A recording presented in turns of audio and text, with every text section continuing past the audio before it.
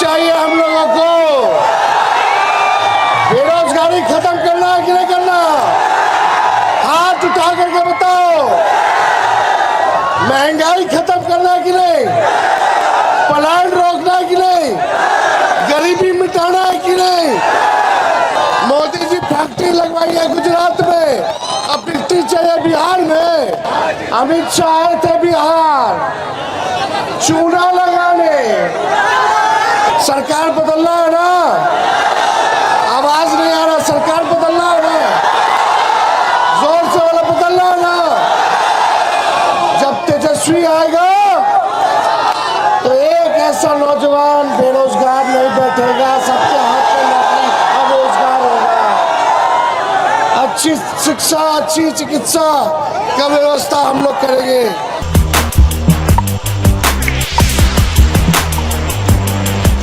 नमस्कार, मैं सुरभि मानसी और आप देख रहे हैं वॉइस हब। तो आज बिहार अधिकार यात्रा तेजस्वी यादव की निकली, वो भी समस्तीपुर जिले से सराय रंजन में, जहां उन्होंने अपनी वोटर अधिकार यात्रा का अगला चरण पूरा किया और वहां पर जनता से बात करते हुए, संवाद करते हुए उन्होंने साफ साफ मोदी जी, प्रधानमंत्री नरेंद्र मोदी और गृह मंत्री अमित शाह पर तंज भी कसे।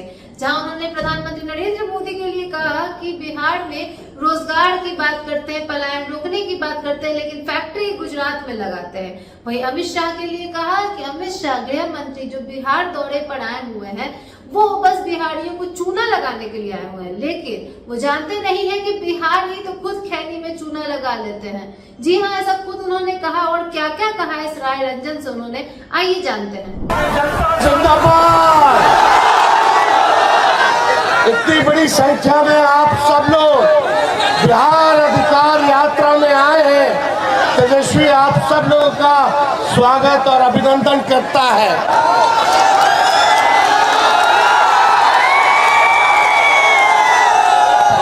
नौकरी चाहिए हम लोगों को।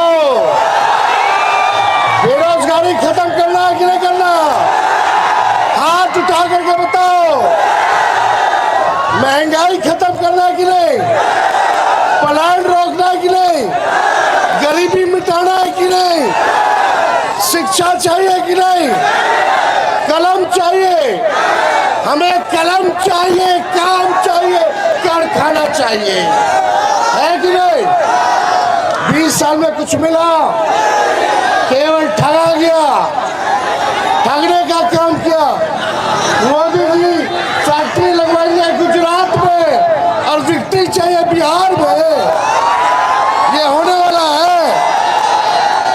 आप सब लोग बताइए, मोदी जी फैक्ट्री लगवाई है गुजरात में और फैक्ट्री चाहिए बिहार में। तो इसलिए एक आप लोगों के बीच बिहार अधिकार यात्रा में आए हैं।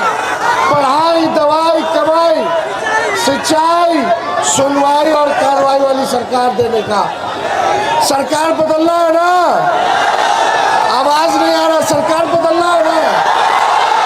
जोर से वाला बदलना है ना? जब तेजस्वी आएगा तो एक ऐसा नौजवान बेरोजगार नहीं बैठेगा, सबके हाथ में नौकरी और रोजगार होगा। अच्छी शिक्षा, अच्छी चिकित्सा का व्यवस्था हम लोग करेंगे। बिहार को बेहतर करेंगे। समाज के हर जात के लोग, हर वर्ग के लोग, धर्म के लोगों को तेजस्वी साथ लेकर के चलने का काम करेगा। लेकिन संभाल करके, ये भाजपा वाला लोग तेजस्वी को धमकी दे रहा है। अमित शाह आए थे बिहार चूना लगाने, उनको यही नहीं पता बिहार के लोग खैनियों में चूना लगा के धमकी दे के बोले कि तेजस्वी को सबक सिखाएंगे कि अगले बार चुनाव लड़ेगा नहीं लड़ेगा, सोचेगा। अरे अमित शाह जी, हम बिहार का बेटा है, एक बिहारी सब पर भारी। हम बिहार के लोग डरे वाला है, ये भूल गए लालू जी है, लालू है। उनके आका को गिरफ्तार किया था आडवाणी जी को, जब ये लोग दंगा करा रहे थे। तो इसलिए सब लोग भाई लोग एकजुट होइए, और तेजस्वी जो कह रहा है वही ये सरकार नकल कर रही है। चाहे पेंशन का हो, भाई बहन मान योजना का हो, डोमिसाइल का हो, फ्री बिजली का हो, जो तेजस्वी कह रहा है वही ये सरकार कर रही है। तो आप लोग का साथ मिलेगा ना? मेरे साथ जोर से नारा हम बोलेंगे वोट चोर, जोर से बोलना सभी लोग, वोट चोर, वोट चोर, वोट चोर।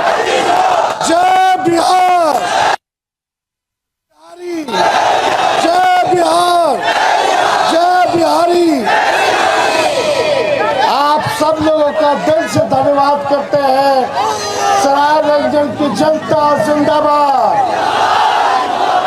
यहाँ के जो विधायक मंत्री हैं उनसे बच के रहिएगा, बहुत शातिर चीज है वो।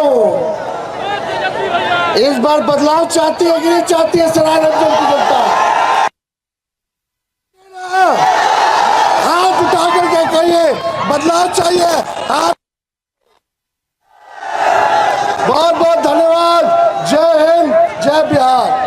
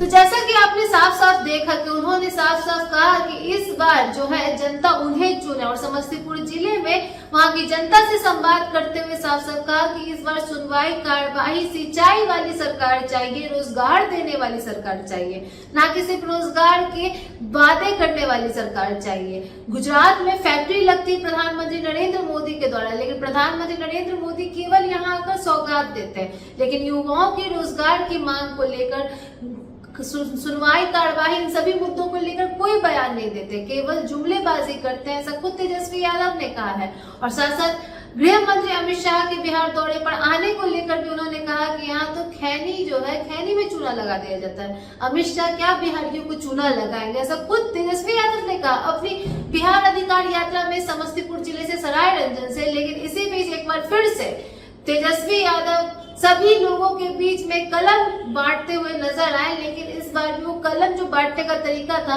वो इस प्रकार का था, जैसा कि आप फुटेज में देख सकते हैं कि वो एक हाथ मुट्ठी में भर के कलम लेते हैं और जनता के बीच ऐसे उछाल देते हैं। तो इस तरह से उन्होंने फिर से एक बार कलम का वितरण किया है जनता के बीच में, जो कि सरकार के द्वारा और बाकी जितने भी नेता हैं, एनडीए नेता हैं, उनके द्वारा निशाने पर है, क्योंकि सभी कह रहे हैं कि इस तरह से कलम को सभी जनता में बांटना, उछाल कर एक तरह से कलम का अपमान है, क्योंकि कलम को सरस्वती का रूप माना जाता है। तो इस बात को लेकर फिर क्या एक बार विवाद छिड़ सकता है? क्या फिर से तेजस्वी यादव के इस कलम बांटने को लेकर और रोजगार वाले मुद्दे को लेकर, जो कहते हैं कि हम आएंगे, हमारी सरकार बनती है और हमें जनता चुनती है तो हम रोजगार देंगे, क्या इस बात पर अमल करने को लेकर, यहाँ कलम फेंकने तक लेकर क्या कोई नया विवाद और मुद्दा खड़ा हो सकता है? क्या ये विवाद आगे चलकर और आगे बढ़ सकता है और गरमा सकता है?